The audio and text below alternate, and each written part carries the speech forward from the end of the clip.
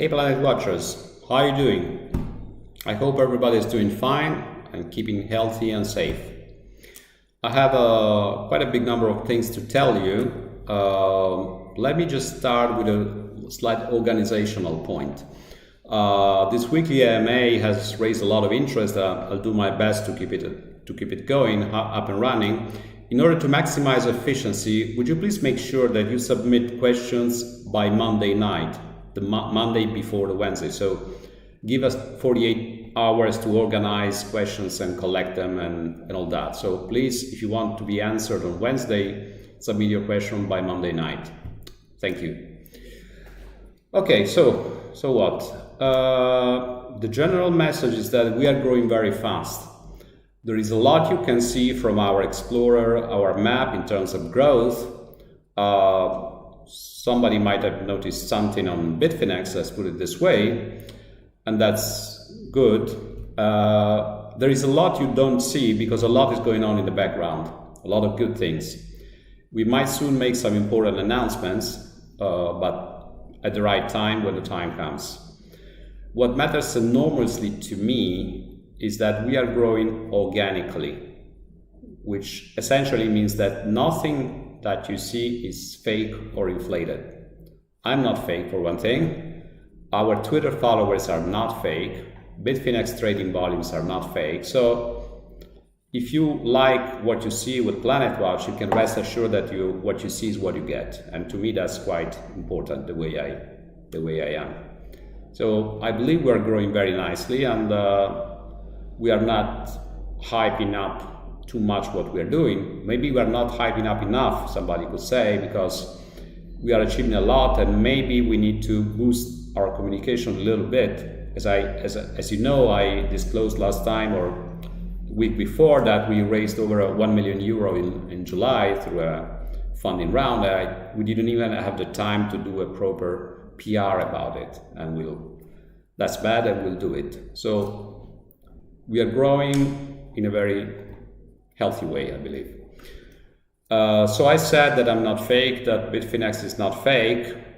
As you know, it's very important that nothing is fake around here, including air quality data. It's very important for our growth that air quality data are real and valuable. For this reason, we are making a number of checks, as I anticipated, on the data that we get. And I believe something like 130 emails have gone out today to request information from Planet Watchers whenever we detect some strange data patterns. Now, strange doesn't mean fraud. I mean, we start from a positive attitude. We don't understand, in some cases, what we get.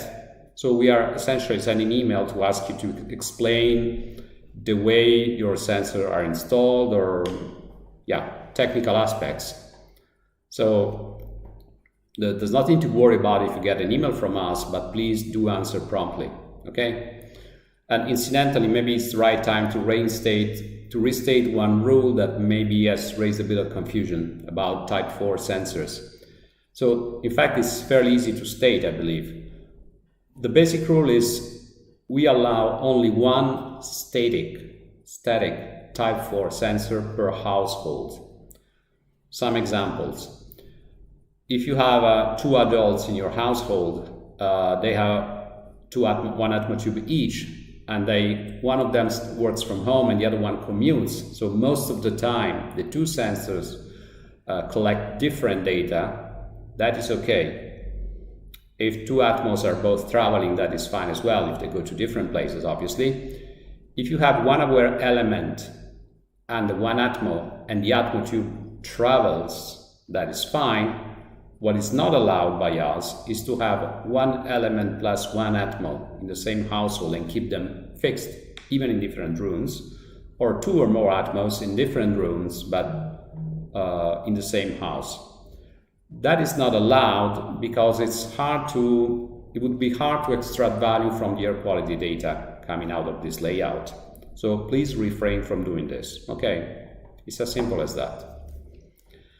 Now, it's as simple as that, but let me be a bit tough here. Let me take a few seconds to read again some text that is in the terms and conditions that you all subscribe to. So you were bound by these terms and conditions, and it's not just for fun that we put this stuff in the TNC. It is because we believe that this helps creating quality data and valuable data.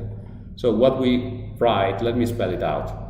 PlanetWatch reserves the right to disconnect from its network and terminate participation in its rewards program for any sensor which appears to be installed in unsuitable locations and or operated for the sole purpose of earning rewards.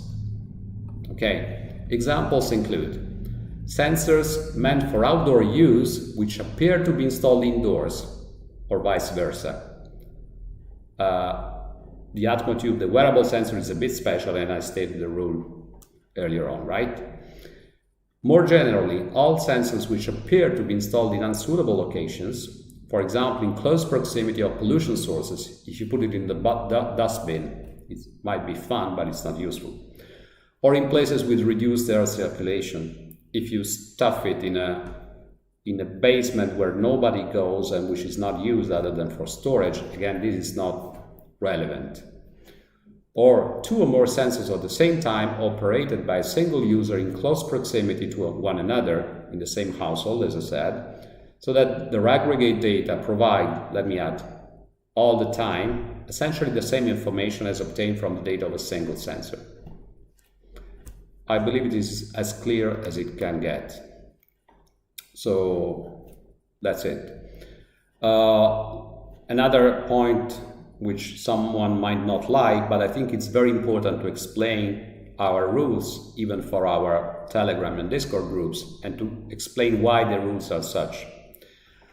What is not allowed in our official Telegram group and at large in our official communication channels is discussion on, for example, reselling sensors or licenses. This is not allowed. Why? It's not allowed because, as I stated some time ago, we don't encourage reselling sensors connected to PlanetWatch from one person to another person wishing to earn rewards, because for a number of reasons. Because this process is not yet supported.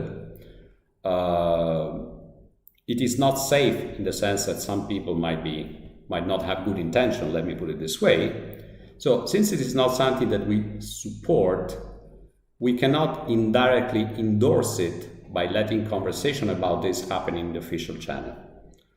The other thing that is not allowed is price discussion. And again, this is not out of some strange religion, but the reason is that playing with the price of the token is not in the mission of PlanetWatch.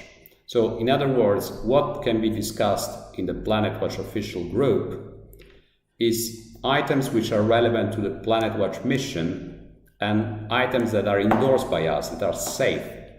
So relating to processes which are directly supported by PlanetWatch. So all that is technical support, community building. Any comment? Now, this doesn't mean that it's illegal or immoral to talk about Planet's price, as far as I'm concerned. But as you know, it's very easy, and everyone is free to create a new Telegram group in 1 minute. And if you want to create a Telegram group and call it Planet's price or whatever, as long as it's very clear that this is not endorsed by us, it's not an official group, I don't have a problem with that. Okay, but this cannot happen in a group which is a protected environment where the discussion is about stuff that is part of PlanetWatch mission and endorsed, approved, and supported by PlanetWatch. So please bear this in mind. Don't get, please, into arguments with the mods who are doing a difficult job because they're trying to enforce these rules without creating conflicts. And this is a difficult job. Sometimes conflict happen anyway. Nobody's perfect. We all say that. We all know that. So rest assured that we are asking mods to enforce these rules in the most reasonable and nice way possible. But please stick to the rule. So, and of course, if you create other groups where you discuss these items, and if somebody reports strange things going on, what we will do is on the official group, we will make clear that other groups are not official, and we will warn users that we are not responsible for what's going on in other groups. So I hope this is clear and is easy to understand and agree upon. The official groups, the official communication channels, deal with stuff which is in the mission of PlanetWatch and actions which are supported, recommended, and considered safe. Everything else can happen somewhere else. Okay, I believe I've come to the end of my nasty, tough part right now. Let me get into something nicer to hear for you. So, one thing which I believe is very important. As you know, we said that for type 3 sensors, for example, SenseEdge Mini from Kythera, we as PlanetWatch will fund a 50% increase in rewards till the end of the year, and in the meantime we will ask the community to decide upon making this permanent out of the rewards budget. In fact, I've been thinking about this. I've been thinking about other questions you are asking about other verticals, as I call them. So water monitoring, noise monitoring, what happens with the planets, the categories and all that. And I believe the best thing to do in order to sort out this matter in a very transparent way is to say the following. We'll be working to deliver as soon as possible a draft white paper 2.0 for PlanetWatch. And this will be submitted to community approval. And in this white paper, there will be our ideas on how to set, will be our recommendation, for example, on how to make this 50% extra rewarding permanent. There will be ideas probably on how to reward environmental monitoring apart from air quality in a sensible and valuable way. So we will work on a new document which will contain some changes, and we'll submit it to community approval according to the governance rules spelled out in the current white paper. I feel very strongly about this, and I feel it's a nice way to set forward the proposal coming from ourselves in this case, and see whether it makes sense to you. Okay, the other thing which is quite positive to me is that I talked about additional AMA sessions on technical and environmental issues. So starting from next week, we will put online forms where you can ask your questions for technical and environmental AMAs. And as soon as possible, we will activate these AMAs following this. Another thing which is good news is that we will officially put the Kythera September batch up for sale starting September 20. And in addition to that, we should be able to put up for sale an additional 100 Arquinas. So we are working with our suppliers to increase the quantities of sensors made available to us. So we are making progress. And moreover, I think I can say that starting from November, we will have several hundreds of Arquinas per month available. So we are stepping things up, both by reinforcing our relationship with existing suppliers and, of course, by testing new sensors and onboarding additional sensors to give you more choice and more ease of use. Incidentally, there was a question about Category 1 for Asia, and it's a good time to answer that. We are currently looking into devices which are certified for Asia as well in Type 1.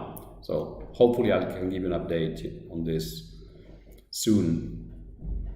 Soon is a bad word, so let me say I might be able to tell you something next week, hopefully. And the same goes for what I announced as Stake for the Planet initiative. I'll do my best to deliver an update, meaningful update, not a content-free one next week, okay? Right, so some more kind of routine announcements. As we communicated, we had a problem with the ticketing system a couple of weeks ago. Now it's solved.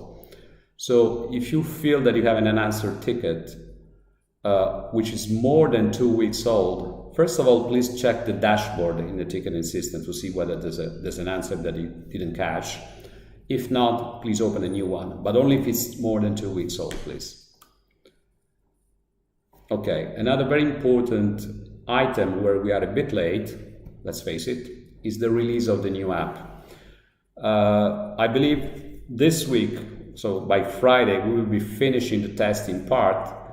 The testing phase will be involving a few people from the community to act as testers, and the goal is, at last, to release that publicly next week. As for onboarding Aware Element and Kythera sensors, we are proceeding according to schedule. So again, the expected time is still end of September. We're working a lot on this. Another request from you was to get a clear list of countries where each device is approved for use. And we are working on that as well. It should come in very soon in the coming days. Other points related to questions which are of general interest. As we said, we will keep the possibility to pay for licenses and devices in fiat for non-European PlanetWatchers until the listing on Bitmart happens, which should open the way to acquiring planets by North American people and people from other countries. And that, again, should happen end of September. Now, there is a special case. I understand that Bitmart has not been licensed to serve New York State residents, which is a problem. So we will, in fact, allow New York residents to pay in fiat until, I would say, until DeFi kicks in. Because as you know, you might have seen on Twitter, there are a number of projects aiming to deliver very soon DeFi platforms on Algorand. We believe this will happen fairly soon, and that will be a very convenient and seamless way to get planets. So if that happens, as soon as that happens, that should ensure worldwide planets availability. So it will remove all obstacles to planet payments. Two more kind of technical things before answering specific questions. As you know, we recently sold the August Erquino batch. Counters might not display the batch being sold out. What's happened is that we received a number of payments which needed some verification. So in the coming days, we'll be able to confirm if any August Erquinos are being moved to the September batch, because again, there is some verification work to be completed. In connection with this, please remember never to send payments directly from Bitfinex. So please don't select this option in the payment gateway. This is something that creates havoc in the system. So only send payments from your own Algorand wallet where you have your planets. And please, when you do this, insert in the notes field in the transaction the reference of your order number. That helps us enormously. So we are very grateful if whenever you manage to do that. Okay, concerning tier 1 and tier 2, tier 1 areas are those which, when you toggle in our map the tier button, you see whether it's purple or not. So purple pixels are what we call tier 1, and they are more, say, profitable for type 1 and type 2 sensors. That is irrelevant for type 3 and type 4. Some people are asking whether the map, the tier 1, this layout will be updated soon, because in some cases this might not match perfectly population data. And as I said several times, we took that map from a very official source. It is clear, we understand that the map can become outdated, can become obsolete eventually, but that's not something we can work on every day or every week or every month. So I believe it makes sense to review the tier 1 distribution next year, not earlier than that.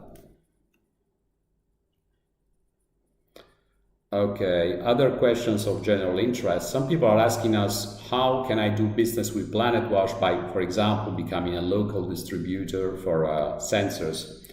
That can make sense for us, because if we had a local distributor in a specific country, this could enable easier deliveries to people, to PlanetWatches in that country, maybe cheaper delivery. So it makes sense to think about these possible collaborations. This should not be submitted as a request via ticket, though. Please send an email to business@planetwatch.io if you have an idea on how to become a business partner. We just review everything and we'll answer all emails. Another question. Why is the Aware Element device considered a Type 4 device as not Type 3 since it's indoor? Again, as I said, we have come to a classification of devices which both outdoors and indoors refers to premium grade devices, science grade devices if you prefer, and consumer grade. Consumer grade ones, of course, are cheaper and the specs are a bit less stringent, so that makes sense. Now, it so happens that our element is not a reset compliant device, and reset compliance defines what we regard as premium for indoor sensors.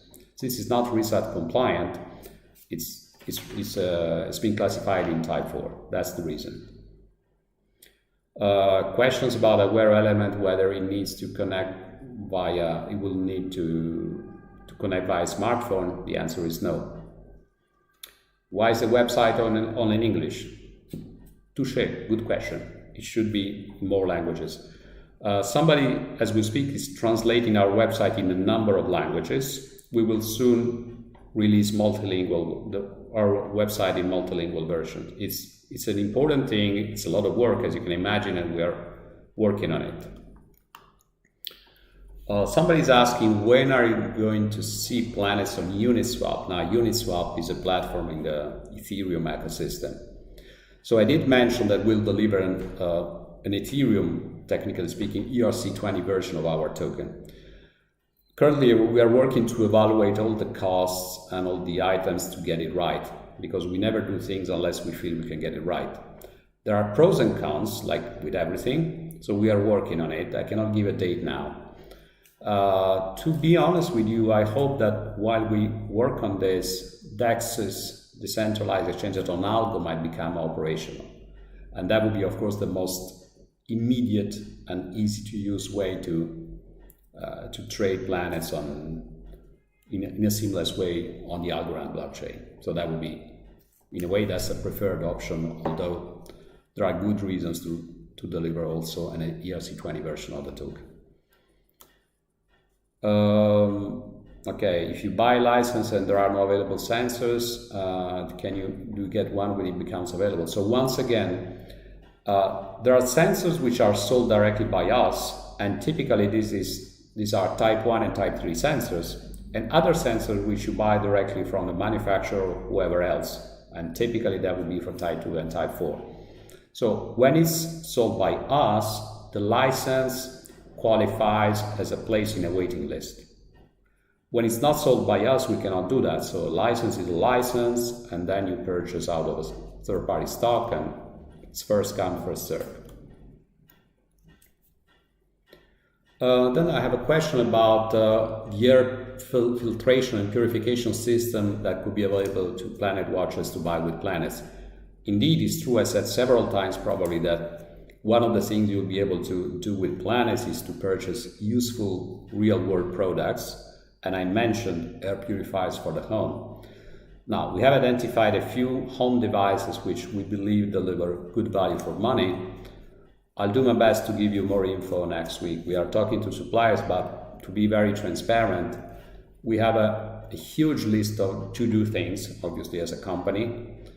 And we try to prioritize things, and a number of things which are important but not mission critical, such as this one, are not being delivered as fast as we'd like to. So it is important, it's in the pipeline, it's not tomorrow. Is PlanetWatch engaged in any discussions on future collaborations for air quality or noise monitoring with automakers, car makers? Okay. We are talking to a wide range of corporations and authorities. This includes, for example, public transport operators. And indoor air quality in public transport is a very sensitive matter these days for obvious reasons, because if these places get crowded and the pandemic is still with us, air quality, as you know, is a proxy for infection risks. So monitoring air quality in a bus it's a very important thing to do. On the other hand, mobile outdoor measurements are also interesting, and there have been projects mounting sensors on cars and buses. This is all very interesting. Outdoor mobile is a bit tricky because the flow of air into a device is influenced by the speed of the bus and other factors. So the scientists tell us that it's a bit tricky. So we are looking into a number of very interesting things. Again, it's about priorities. If something is difficult and requires further analysis, it will not come tomorrow. But you guys are mentioning very interesting applications, and we are working on a number of them. It's just a matter of patience, I'm afraid. Question about being able to have an overview of licenses expiration dates. As I said, this is coming by the new app and the new Explorer. There will be upgrades which enable to get a better picture of what you own, expiry dates and all that. Now, that's the best question of all. What are the biggest risks you foresee could affect the success of PlanetWatch in the near and long-term future? Boy, that's a tough one. So let me start from what I know, or I believe. I believe the need for the data that we are collecting is real. So it's not for fun, it's a need. Hyper-local air quality data and high-resolution environmental data in general, I believe this is a real need. I also believe that the business model that we are building is sound, makes sense, is scalable. So I believe we have a very strong project and business in our hands. What I'm mostly concerned about these days is possibly some external force majeure risks which could affect our project. For example, of course, the pandemic is a global emergency, global tragedy, and that makes any kind of activity more difficult. So as long as the pandemic is with us, some business processes are more complex than in normal times. Over-regulation is another potential risk because, as you know, we leverage a blockchain. Blockchain is not just a technology, but it also triggers a financial ecosystem, let's face it. And everything is very new, so regulators don't always understand what the hell is this. So when they don't understand, they try to over-regulate. You know, if you talk to a lawyer or a compliance officer about something new, and if you say, is this legal, is this okay? If he doesn't quite understand it, he will say no by default. So over-regulation is a potential risk. We are doing our best to keep abreast of regulatory developments. We have legal advisors. We do our best to keep safe on the legal side. But I mean, over-regulation could be a potential obstacle to the growth of the project. But we'll do our best to stay safe on that side. Once again, I believe that what we're doing makes a lot of sense. I believe we are doing it in a sensible way. So all the risks are external, the way I see it. Okay, there are, again, more questions about, can I put one sensor in this room, another sensor in another room in my house, because I want to monitor my kids, but I also want to monitor my parents and all that. So on one hand, we do understand that it makes a lot of sense for you to monitor all the spots in your house where you see a risk. That makes a lot of sense. On the other hand, in terms of Planet's rewards, we have to set some limits and some rules, and I did state the rule.